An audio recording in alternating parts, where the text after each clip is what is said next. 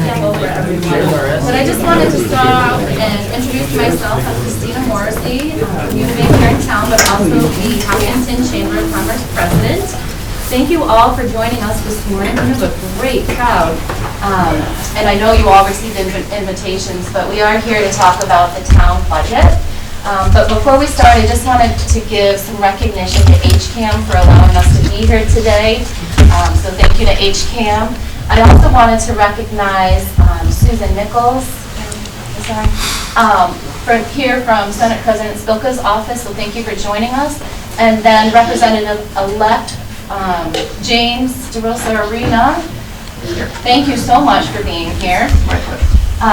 So this morning we have Norman Kamala, our town manager, and Tim O'Leary, the town CFO, who's going to go over some information about the town budget. We're going to open it up to a lot of questions and answers too at the end. So I think I'll turn it over to Brooks just to give a little remarks about what our breakfast club through the Hopkinton Chamber is all about. Awesome. Thank you, Christina. Thank you all again for being here. This is pretty sweet. Like I said, standing room only now. That's pretty awesome. Packed house. So, yeah, we got to bring Norman wherever we go, I guess. But Steve Del Torio. So, thanks again for being here. My name is Brooks Farrar. I run Resilience Fitness over on South Street in Hopkinton. And we've just celebrated 10 years over there, but my role with the Chamber is the chair of the events committee. And so the communications between Amanda and you guys and us, if it's for the events, is through me. So if you want to be a host or have any part, or maybe have a ribbon cutting or whatever it might be, whatever kind of events that you want a connection through us into the town, to try to get some new life or some more attention to what you're doing, reach out to us, and we're happy to help the community. That's what we're all about in the business community in particular. So what these breakfast clubs are all about, this is technically a chamber breakfast club is how this started and then morphed into something a little more, but the idea there is to have a hosting business, which today I'm playing host, so the coffee and muffins, instead of a workout at least,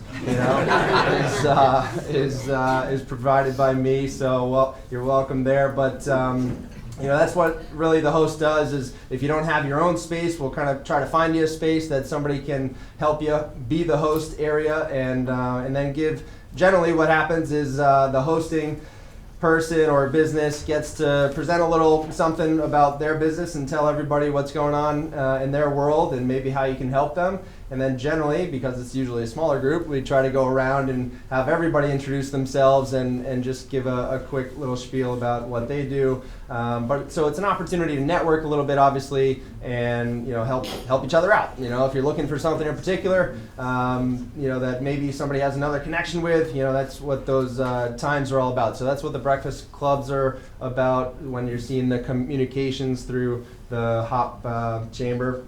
And then we also try to do an after-hours event. Maybe your eyes are a little closed and you like the after-hours time a little better. That's fine. But you could also play host there as well. Maybe you rent out a little space at one of our local restaurants, something like that, or they provide it for you from the chamber. But that's another option that we try to do. So one breakfast club, one after-hours event, and those are the main chamber events. But like I said, we do a few annual things that we just had the holiday stroll, obviously, so hopefully everybody enjoyed or saw all the action going on there.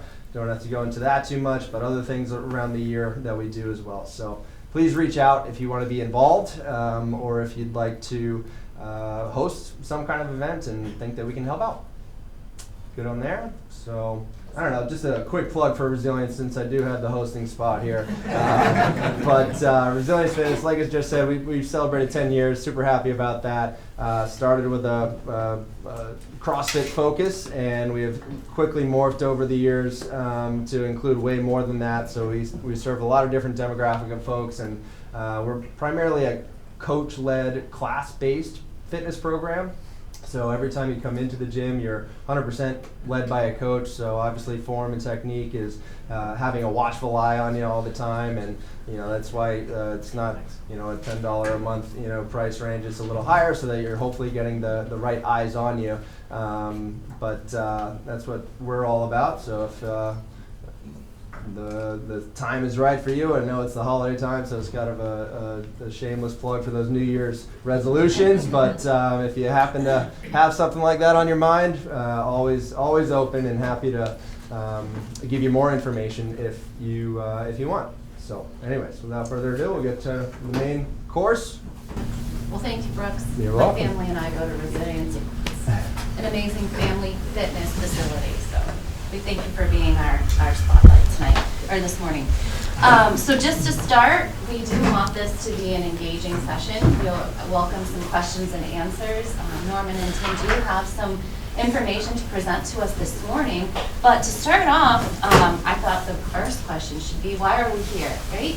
So to Norman and Tim, why are we scheduling these sessions, and what does the town and yourselves hope to achieve through all of this? So I'm going to turn it over to you, and then we'll ask some questions and answers after their initial presentation. Perhaps to make Bruce happy, I came here to do 50 push-ups. Nice. Yeah. And I came here to count them. Exactly. I want to first of all thank the Chamber of Commerce, Christine, Tim, and everybody else for organizing this event, HCAM for hosting the event, town staff for helping us put together the information that we are sharing this morning. Why we are here. I think if you look around the room, the answer is there. Hopkinton is on the move. As part of our continuous improvement agenda, we have added specifically 2 components to our budget process. Budget process, as you know, begins in September. The board lays out the budget message. Thereafter, departments develop their budgets. This happens and is presented to the town manager by the end of the calendar year. So the timing of this event is very helpful. And after that, beginning of the year, we begin putting together the budget that is eventually presented to the select board in February. The select board review the budget and then move it over to the appropriations committee for the appropriations committee to prepare a report to be presented at the annual town meeting in May. So calendar-wise, that is the process. Why we are here now is because, as I said, we have added 2 components to our budget process. The first, we started talking about this last year, listening sessions. The listening sessions present a chance for residents to let town staff hear their priorities for spending, and as I know, or for not spending, on programs and services for the fiscal year beginning, in this case, July 1, 2023. We want to ensure that the town's budget that is then developed by the town manager aligns with the residents' needs, interests, and vision. Today's meeting is one of the several listening sessions intended to allow participants to speak and be heard by town staff. I underscore the fact that at this point, the town manager and the finance team, we have not developed the budget at all.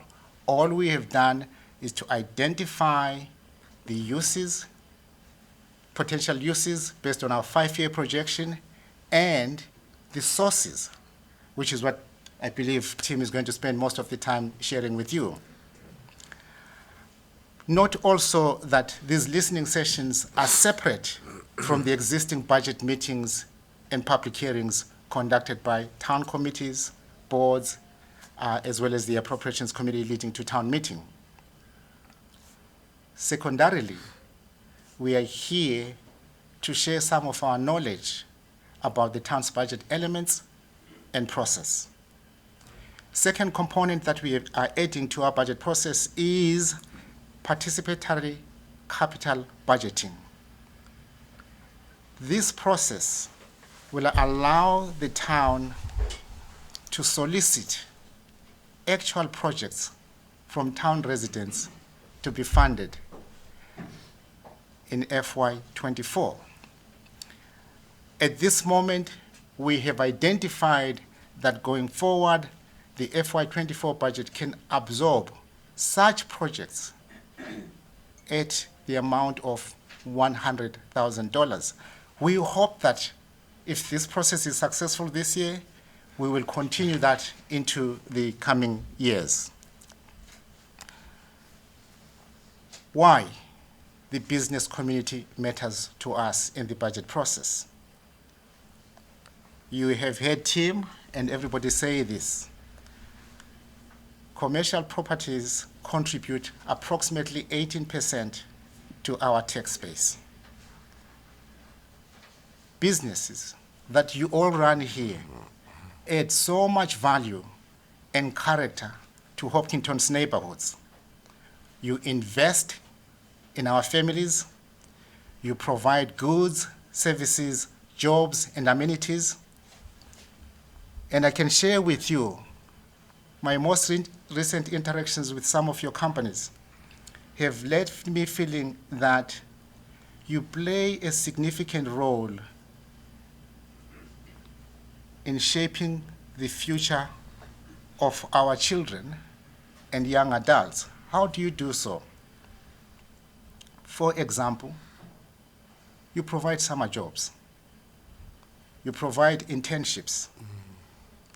And in the most recent host community agreements that the town has signed, as well as TIF agreements, we have made it a point that your companies provide those opportunities to our school kids.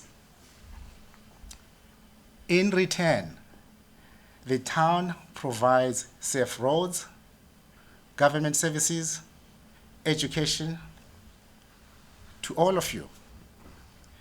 For example, in the morning, when you drive into Hopkinton, you are driving on safe roads. When you get to your businesses, you open the tap, the water that comes out is provided by the town for the most part. And thus, we need to affirm that in addition to paying taxes, providing amenities, we need to give you the space to influence the process that pays for the water, that pays for the maintenance of the roads. That's why we're here today. We want to give businesses a high level of visibility into the town's budget development process and priorities. That is important because you can only be effective in your participation in this process if you understand the process.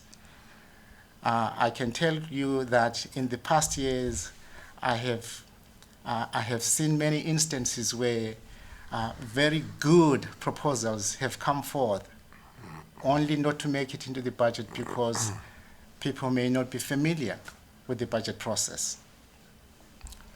To that end, on behalf of Town Hall staff, we are here today to amplify your voices in the budget development process early enough before the town manager assembles the town's budget. These listening sessions, we're hoping to have many of them, provide a channel for businesses to contribute to the decisions about funding the town's strategic priorities. Why strategic? I believe in the past years, chamber members have done a great job collaborating with the town on zoning and taxation issues. Because as I said, Hopkinton is on the move. We want now to bring that discussion up to strategic issues. We're here to hear you, to understand your message, and retain and act on what you say to us today. Tim. Thank you. Thank you, Norman. It's good to see everybody here and all the department heads from the town who could help answer any questions about specific things that are happening in the departments. Can I get the slide deck up if Jim has it?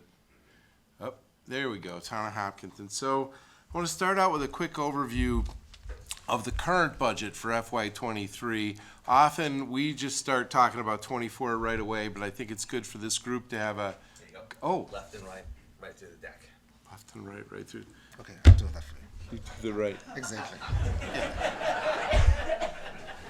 So I possibly could get it right. So we're just going to do a quick overview of the 23 budget. Slide 2, please. Okay, so this, we like to show the whole picture on a budget. I worked in municipal government a long time ago, and they would only show the expense side. They wouldn't show the revenue side.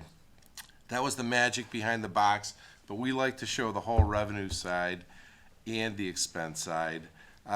So what I'm going to be talking about here is the general government budget. We have water and sewer enterprises that operate as separate businesses that don't really affect the general fund budget directly. So we're just going to be talking about the general fund budget, which is the main business of the government other than water and sewer.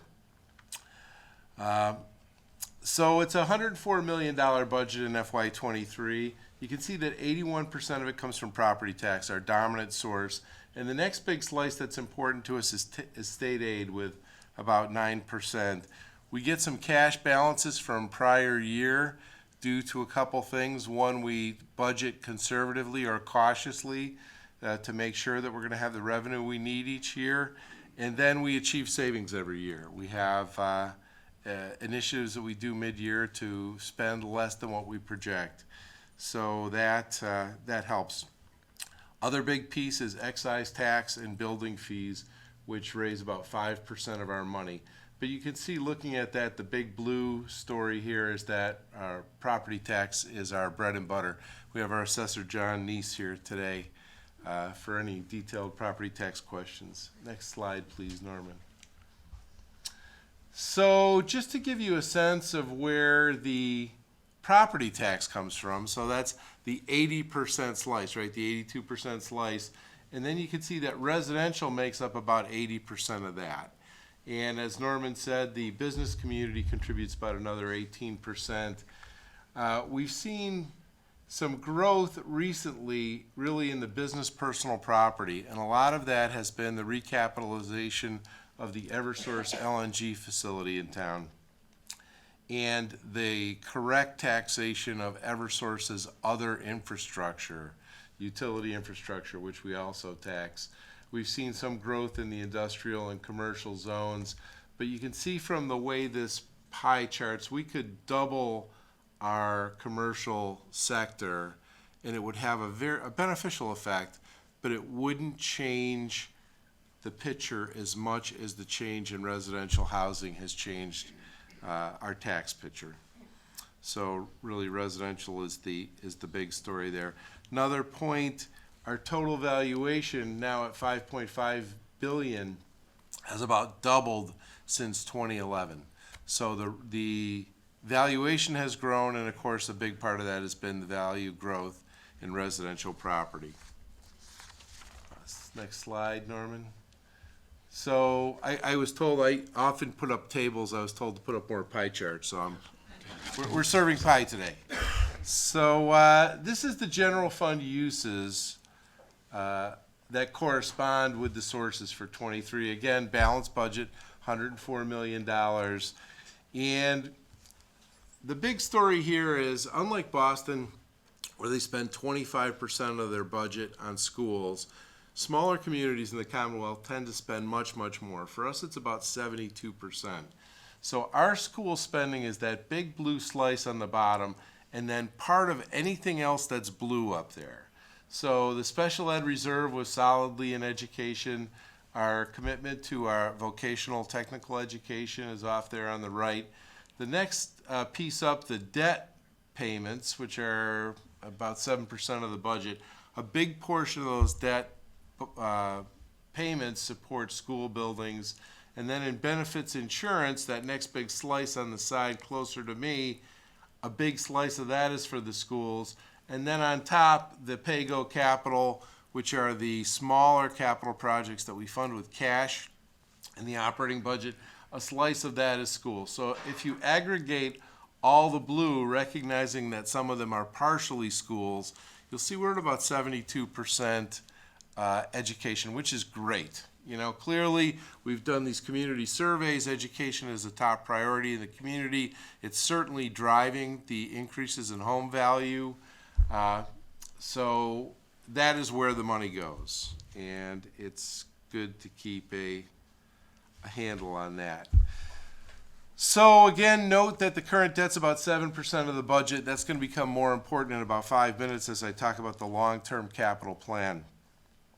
Right now, we're talking about the FY24 budget, which will be the successor to the budget for the slides I've shown, and that will be starting on July 1st, 2023. So we have a town meeting in May of 2023. The new fiscal year starts in July 2023. We vote on that budget in May and execute it in July.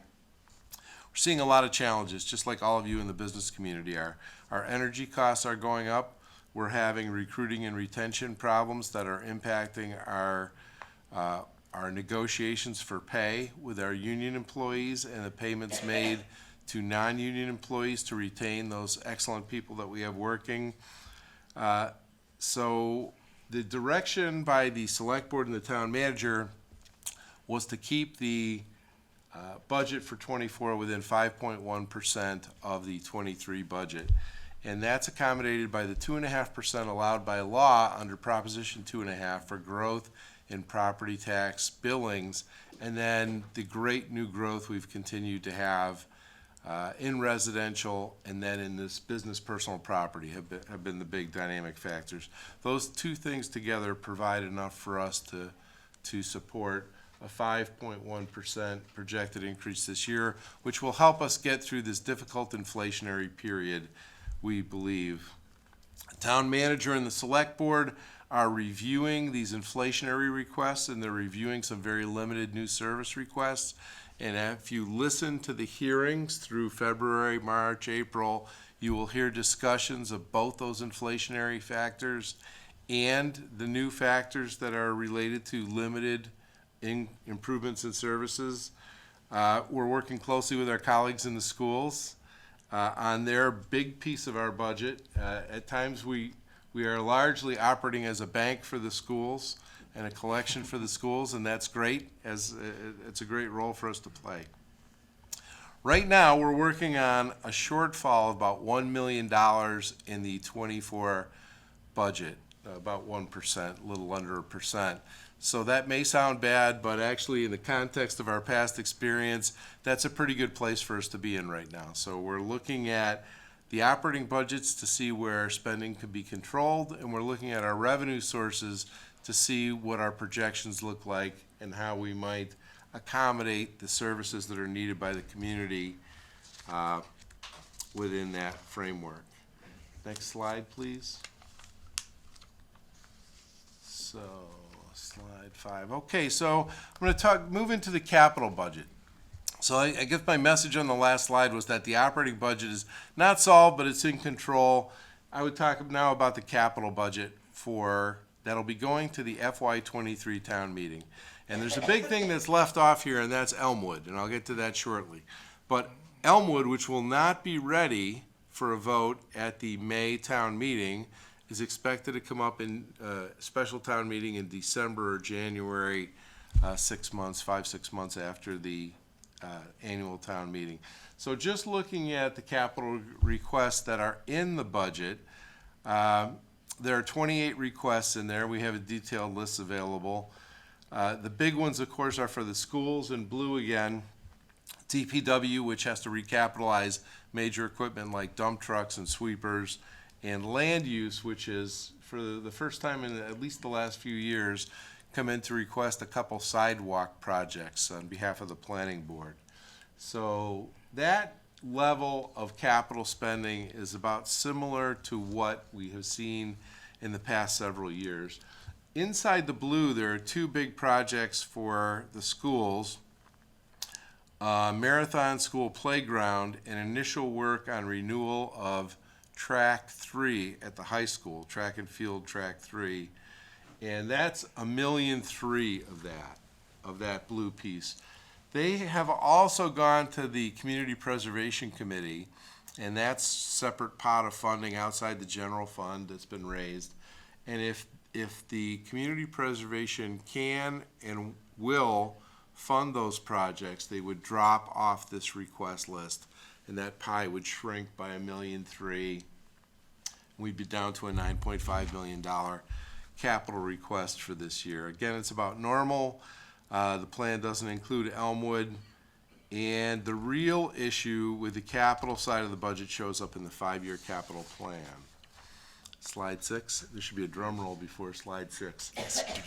So first, let me say, you'll see on yellow across the top, and we're trying to find a way to make this extraordinarily clear. These are requests made by departments. They haven't been vetted, they haven't been planned, they haven't been costed.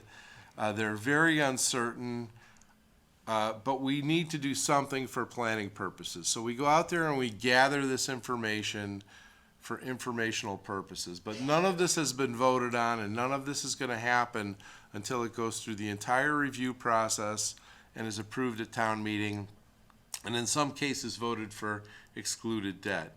The whole plan is a couple of pages long, but I've learned not to put up, eye charts on here. So the whole plan for the next 5 years has that number in the bottom right corner, $297 million in ideas for the next 5 years. The 9 ideas that I've called out on the top for the schools account for 92% of this plan. So really, when you're talking about a 5-year plan, and you can talk about 90% of the money in one easy batch, it's better not to talk about air conditioners and pickup trucks. These are really the things that are going to determine the outcome financially for the town.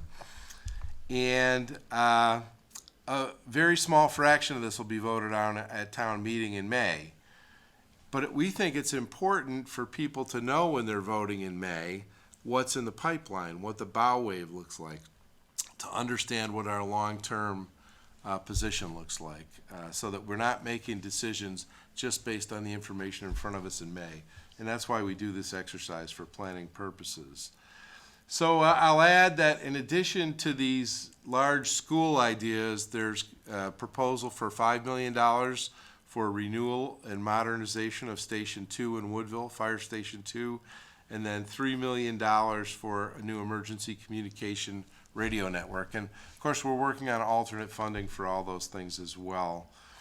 That $120 million figure in there for Elmwood, the Elmwood renovation, the Permanent Building Committee is working on that. That is an estimate based on square footage. It is an early estimate. It is not a final number. The school will be providing more information on that. We have the prospect for up to 30% support for that from the MSBA, Mass State Building Authority, School Building Authority. So that number and all these numbers are variable, but in the context of a $300 million ask, the variability in there doesn't throw the subsequent graphs off much. So these graphs have some uncertainty in them, but MSBA doesn't solve our $300 million issue. It's very valuable and very important to us, but it doesn't solve the whole problem. Again, none of the projects have been approved, and most are very notional. However, this is a good time to talk about the scale of the challenge. I will say that our current debt is $73 million, and then you compare that to a $300 million number down there. And municipal debt is unlike your home debt or maybe your business debt. When you take out a mortgage, you take out a $500,000 mortgage on your house, and you pay steady payments over the life of the mortgage, right? In our world, if we take out $500,000, the day we take it out, we have to book another $130,000 in interest or $80,000 in interest. So that brings our debt up the day we book it. And then we pay steady capital principal payments and decreasing interest payments. So the payments go down over the life. I'm sorry, I'm going the other way. I was doing that graph for myself. They go down over the life of the debt service. So your mortgage goes like this, and all of our debt always goes like this, because as we pay it off, the interest payments get lower and the principal payments stay the same. And then typically inflation helps us out a little bit on a 30-year debt, and we're paying back less valuable dollars later on. So basically, all of these projects here could add about $400 million in debt with the interest payment, which has to be booked on the day we take the debt. So 73 here, add another 400, we're here, right? We currently spend 6% of our budget on debt. If we move our debt from here to here, we're going to be spending a lot more than 6% of our budget on debt. And that squeezes out operational spending. It can squeeze out operational spending. And it certainly has a tax impact burden on the taxpayers. And I will talk a little more about that. Next slide, please. So we're all about tax impact. We always like to do like the kind of labeling the FDA would like to see on candy bars. We always want to say exactly what the impact will be for anything we propose. So the lines that are kind of in the tannish color there are our new average home values. And our new average home value is $753,000 this year. I think it was $570 when I came here 4 years ago, and that reflects the growth in the values. Next to that is the tax bill based on our new tax rate of $15.82 for residential. So we expect that average homeowner who has a $750,000 house to pay a $12,000 tax bill. And if you have a business that's worth that much, that would be your tax bill. If you have a business that's valued at 10 times that, it would be 10 times that tax bill. So what we do in this chart is a couple of sensitivity factors. First, the top shows how much things cost if we're able to borrow at 2% interest, which is what we had been getting on our long-term borrowing recently. And the bottom shows what you pay at 4% interest. So, you know, everybody looks at interest rates, and of course the business community is very well tuned to this. Most consumers buy a house once every 30 years, buy a car every 4 or 5 years. You folks are tuned into interest rates because it affects your annual business, and it does for us in our debt borrowing. We have a AAA rating right now, the highest rating you can possibly have, rated above the sovereign, right, more stable than the national government. And because we have such low debt and we have such good management, I'll say that. They say that in their report, so I guess I can say it here. So the sensitivity analysis here, it shows you the difference between what a 2% borrowing costs and what a 4% borrowing costs. And then we do another sensitivity. How much does $1 million cost, or 10 million, or 100 million? And then the other axis is pretty good. We got like a 3D and a 2D representation.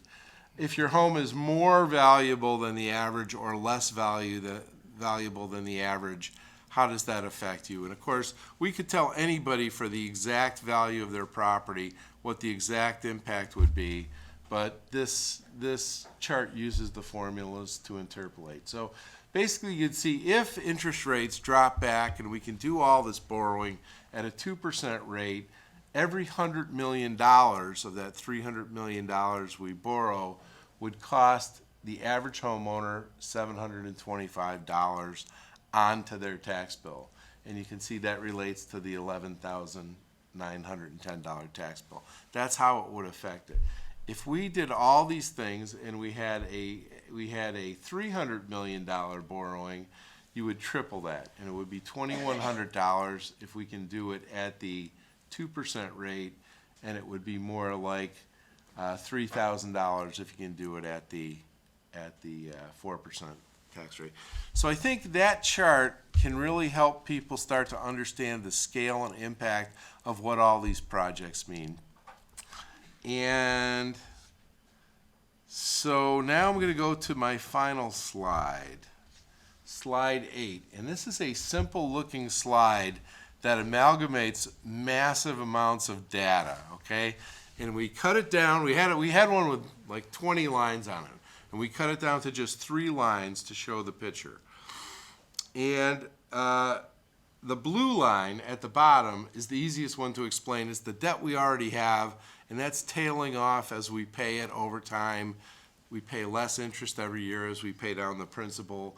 And they always look like that. They slope downward, but then every year we add a new downward sloping line with new debt. So that's always pushing out. I mean, we never believe we're going to get to the point of zero debt, because by the time these projects are paid off, we have new things to bring into the pipeline. But that's always the slope of that line, and that's normal. The top line, the yellow line, is our statutory debt limit. So that's set by law at 5% of our valuation. And I had told you a little earlier, our valuation's $5.5 billion. So that means under state law, the town can have up to $275 million in debt. And you can see when we have $73 million in the blue line and our debt limit is $275, that's a really good ratio, right, of using our, it's like having a $20,000 credit card and having a 4%, $4,000 balance on it. You look really good to your banker if you're in that situation, right? And we have a situation now where with this plan, we have to start talking about the red line and how it affects that. So with this low debt on the blue line, we have the AAA bond rating. We're borrowing at the lowest possible rates. We're well below our debt limit, and we put in a pretty generous escalation there in the debt limit. We're presuming that our valuation will grow by 5%. And most towns in Massachusetts have not and will not grow at 5%. But this town has been booming and continues to boom. So we're aggressively forecasting that our debt limit will go up as our valuation goes ultimately from $5 billion to $10 billion to $15 billion as property in this town becomes more and more valuable. So the red line reflects the 5-year plan, everything in the 5-year plan. Again, not voted on, not vetted, not final numbers, but it's something to give a representative idea of where we stand.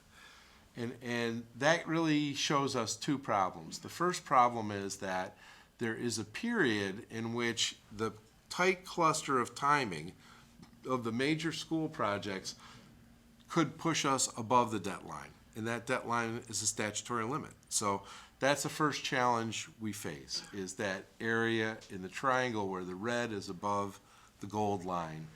And of course, this can be exacerbated because when we go from the blue line to the red line, our bond rating is likely to be degraded no matter how good our management is, right? Because we're going to be carrying a lot more debt.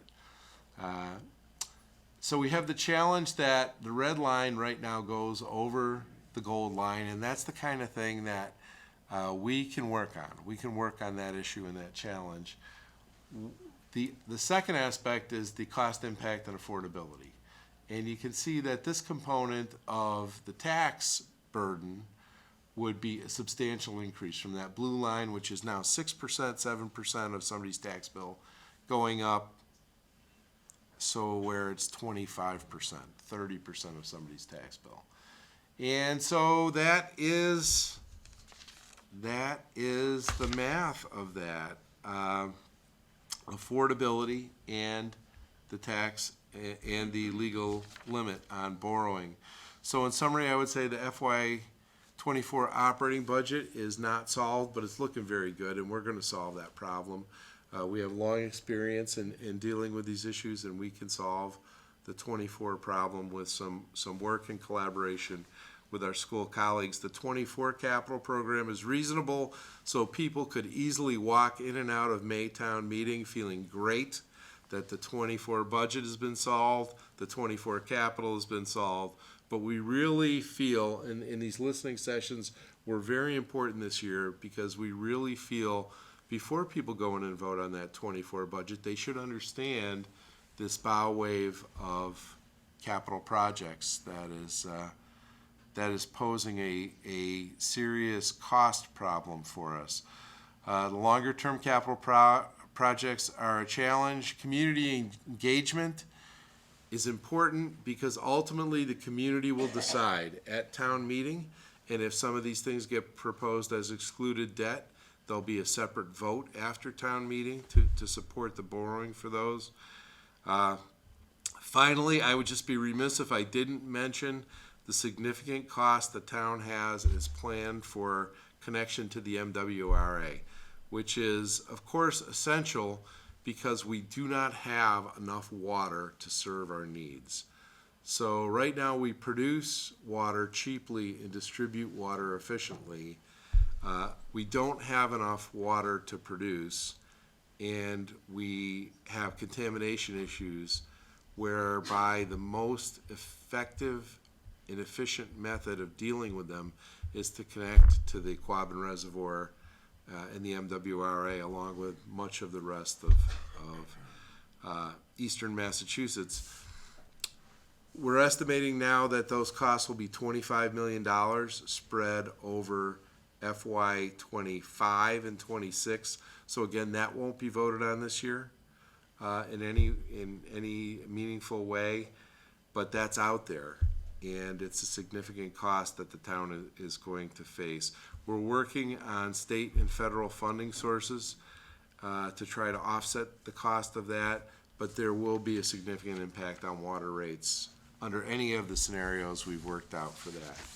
So I hope I'm leaving you with the idea that that the town budget is well understood.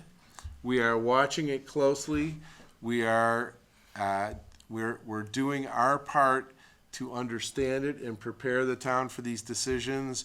And the second half of that is sharing this information publicly so that the whole community is prepared for this bow wave out in front of us. Okay, I think that's it. that's it. We'll take questions. Feel free to stand up if you have a question. Morning, gentlemen. Thank you for being here. I appreciate it. Kind of a two-part question. The first is, at our last Chamber Board of Directors meeting that Norman joined us, we talked a little bit about how there was a surprise from some of us that this 2.5% average annual growth has sustained, even with legacy kind of falling off or at least being finished up. What is the factor that you guys use in the 5-year plan going forward? In other words, is it 2.5%? Do we see that fluctuating at all? Because 2.5% doesn't sound like a lot, but 2.5% is $2.5 or $3 million when you think about this. So those problems that aren't huge for FY24 do become larger if we don't see that continued growth. So that's question one. Question two is, the chart that you guys showed where we see the impact of every $100 million that's borrowed, what the revolving debt does to people's tax bills. Has there been any thought or concern with how much money is to be borrowed, the impact on people's tax bills, and what that does to their valuations? In other words, you're assuming that valuations go through the roof. Assessments rise, the values in this town. At some point, and there are a lot of examples of this, at some point, taxes become so detrimental to folks that valuations go down. So then you have a problem where that gap is actually widening. So if you would just talk about those two things, I would very much appreciate it. Thank you guys for being here. Yes. Okay, 2.5 to new growth. Yeah. Projection is- So the 2.5%. So the new growth has delivered more new revenue to the town every year than the statutory 2.5% increase. And we had projected that would tail off this very year, that we would see less growth for the first time going into the 24 cycle than we are getting from the 2.5% increase. What has stretched it out as long as it has is the big recapitalization of the LNG plant. That has added hundreds of millions of dollars in value over the past couple of years to our taxable base. And then residential construction has continued in scattered site locations. And what we're finding is the houses that are being built in scattered site locations are not $753,000 houses. They're $1.5 million houses. Some of them are $2 million houses. So the projection will be based on how that residential growth will continue. It's unlikely we're going to continue to get hundreds of millions of dollars in new business property, although we're getting some. We've got a new aerostat company that's going to make surveillance aerostats or communications aerostats, defense and security system aerostats. There is some relief there. So we model that very carefully, and we're looking at it carefully. We're also seeing growth in excise tax on motor vehicles. People are buying cars. The MSRP of cars is rising. So we're getting some relief in those areas.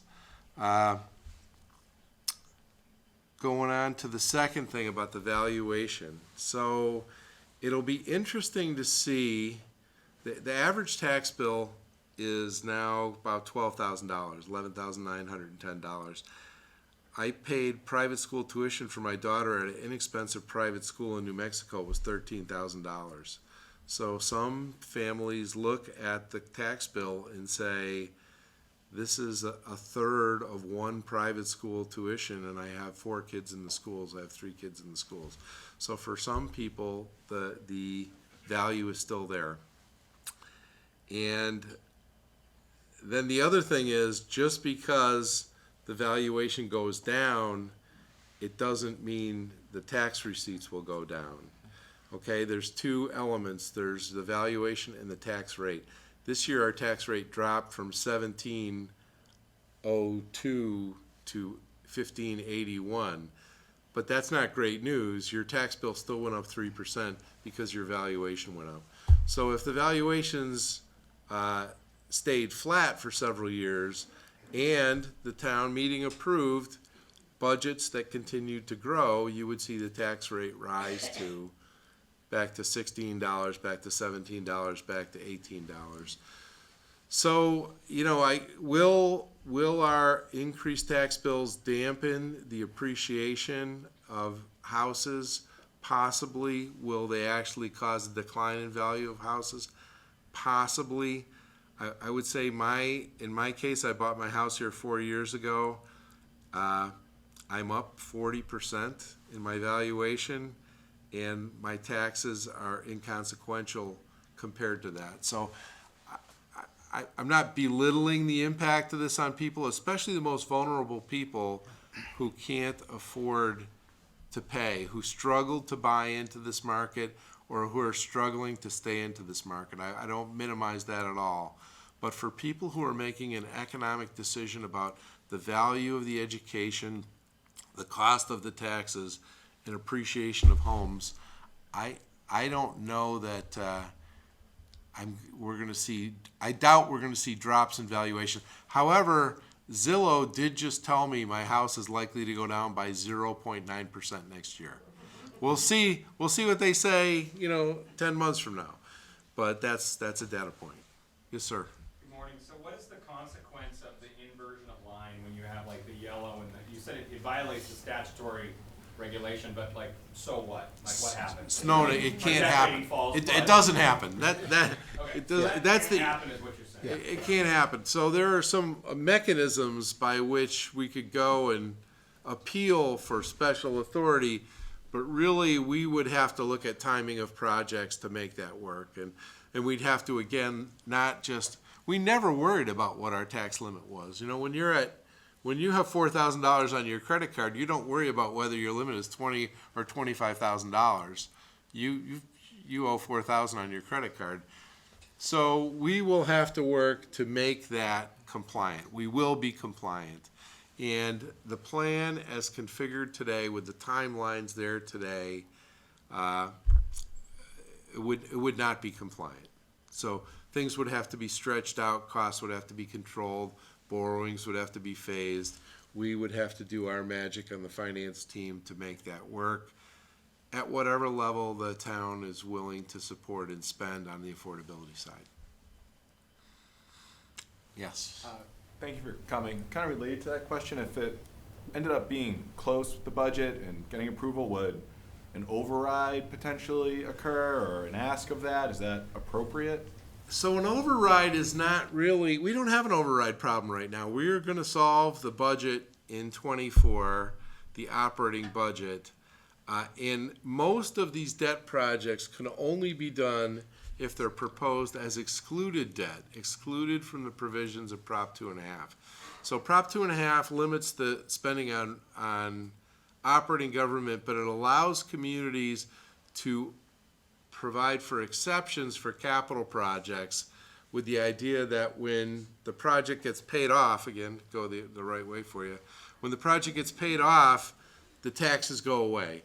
And that's what you saw this year. In '23, we passed a budget with a 2.3% tax impact, but the actual tax impact is only like 2.01% because a bunch of our excluded debt fell off. So we had a net reduction in this excluded debt. So there's really two pools of financing under Prop 2.5. There's the normal operating budget, which is limited to 2.5% a year. And then there's this provision for communities to decide to borrow up to the statutory limit to do capital projects they want to do, and they pay for those while the bills are coming in, and then the bills go away when the projects are paid off. Does that make sense? Yes, thank you. Okay. Just to clarify, Elmwood's 40% of that estimate. Elmwood is less than half of that estimate. It's 220 million. Yeah, of the 297 300. was the number on at the bottom right. So less than half. And so it's great that we're getting 30% match on less than half, but that 120 number is highly variable. The number may end up being 120 after the 30% match. And then the state says 30%, but then when they see the bill, they might say, we don't like some of that. And we end up getting 23% or 27%. So there's a lot of uncertainty in there. In fact, if I could have done one thing with the tech, it would have been to make that red line a lot wider and have a bright red in the middle, right, and then have some uncertainty, because there's a boundary of uncertainty all along that red line. And the farther out you go into the future, the more uncertain it is. And it's like, a 20-year-old projecting their earnings. They can say what they think they're going to be and represent it as a straight line, but the truth is probably some line much higher and much lower than that provides a cone of uncertainty going out into the future. And that's the situation we have with these projects. We've been beaten by construction materials prices, supply chain disruptions. Some of that could recede, so there could be some good news. But then every time we open the newspaper, we see another community has built a school for $150 million or 300 million. 300 million. I mean, our debt limit's 275. We can't have a $300 million school, right? Unless we build it in stages over time. So really understanding what's going to happen in construction costs over the coming years is a big factor here.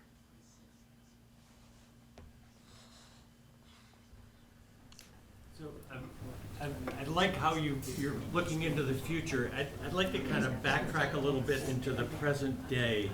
We're currently in a situation, we need our downtown businesses to thrive and survive for this to be a vibrant community. And the Main Street Corridor project has absolutely devastated a lot of the businesses in our downtown. Is there any possibility that we could take a look at our assessment process and work with the businesses to find out how much their business has declined over the last couple of years and give them some temporary tax relief to get them through this thing so that they can survive through the end of the '23 construction season when we're hoping this all goes away? We missed the window. We We set the tax rate already. Well, we've set the tax rate for '23, but, we do have John Neese, the Dean of all assessors in Massachusetts here. The former president emeritus of the Assessing Association, unless he's left. Is John here? No, John is here. Oh, John, what do you say about that, about our evaluation method? I mean, we do a cyclical evaluation that captures the proper value of business properties. How does that cyclical evaluation work in the context of a downward spike in business viability during something like Main Street? Is there anything out there, or has this been done anywhere? Yes and no. I think probably the first part of the question is that under the statutes, there's nothing specifically that we can do. However, there are a couple of possibilities. I mean, there is available to the select board at the classification hearing a small commercial exemption. It would only affect properties, business properties that have an assessed value of $1 million or less by statute and have 10 or fewer employees. That might fit into several of those businesses along the Main Street corridor. We could certainly look at that, and that is a discount on the assessed value. We do have to remember, though, that whenever something like that happens, it is shifted to the rest of the commercial class. So, the assessed value for the total commercial class would not change, but some people would pay less and some people would pay a little bit more. So that's one possibility. We certainly try to value all of the commercial property, even along the Main Street corridor, at full and fair cash value. So if there, is a substantial difference in value because of the Main Street project, that's certainly something that we, could consider in the assessed value. But I don't have an answer for him today. So all that would happen through an appeal process? People would. Well, certainly if they, so we're still waiting for the tax rate to be set, number one. Once that happens, the treasurer collector will prepare the billing file and send those bills hopefully by the end of December. And every property owner, whether it's a residential property or a commercial or industrial property, has the right every year to file an appeal under the statute by February 1st of 2023. So a business owner along Main Street who thinks their assessment is too high could certainly appeal to the local Board of Assessors for some relief if necessary or if appropriate. And then if the local Board of Assessors doesn't grant the relief, they can take the case to the appellate tax board. Okay. And the challenge on the first idea is that it would be difficult if we did that kind of small business exemption. It might help the venture capital fund that owns Dunkin' Donuts as much as it would help a struggling downtown enterprise, right? So it's not a precise instrument. Thanks, John. Yes? Hi. Follow up on what Ron asked, though. Many of these small businesses that are being basically really hurt by the downtown corridor project aren't property owners. They're tenants of other people's property. Is there any sort of relief or any sort of compensation or give back that we're able to come up with to help? I know I've talked to some and they're like, I went from 24 people walking in a day to one person walking in a day to, and everyone's ROI is different, from Stephanie G, who might lose a $15,000 ring sale, to Gracefully Restored, who might lose selling a $40 butter dish. Yeah, if I may, overall, the town did have a compensation program for businesses or properties that were impacted by the Main Street Corridor project through the easement conveyance process. We understand that there were limitations with that process because some of the businesses that are impacted are not the property owners. The benefits went to the property owners.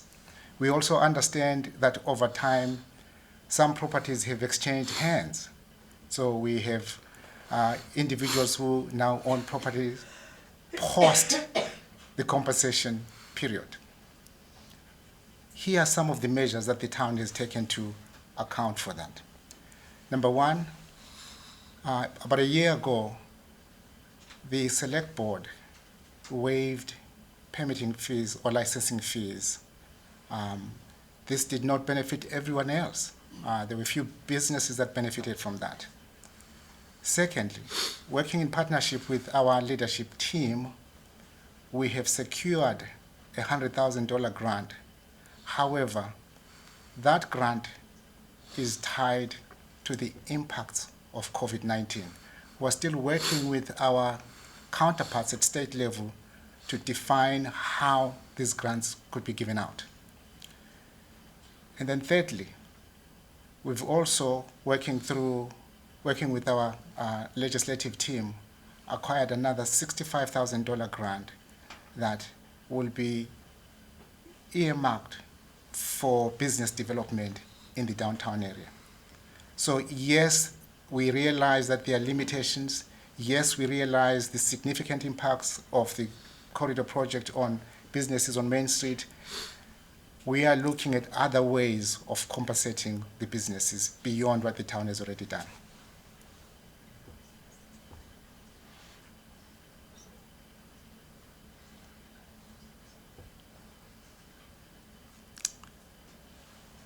Any other questions?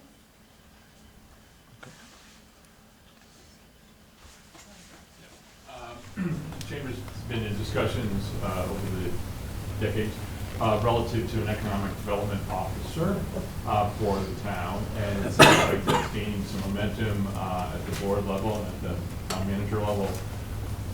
Just wanted to see if that is an opportunity to be funded in the '24 budget.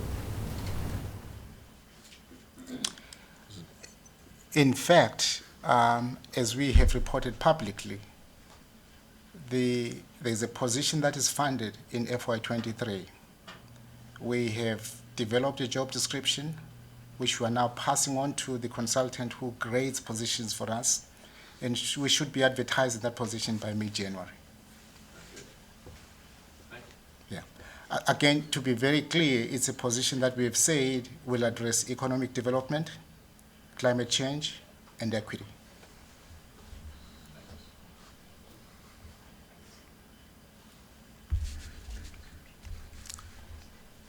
Okay. I think we're. Any other questions before we conclude? All right, so thank you so much for joining us today, and thank you to Tim and Norman for sharing the current budget situation and hearing your feedback. And look for future ones too. Thank you. Thank you. And Bruce, we're ready to do the 50 push-ups. All right, let's go.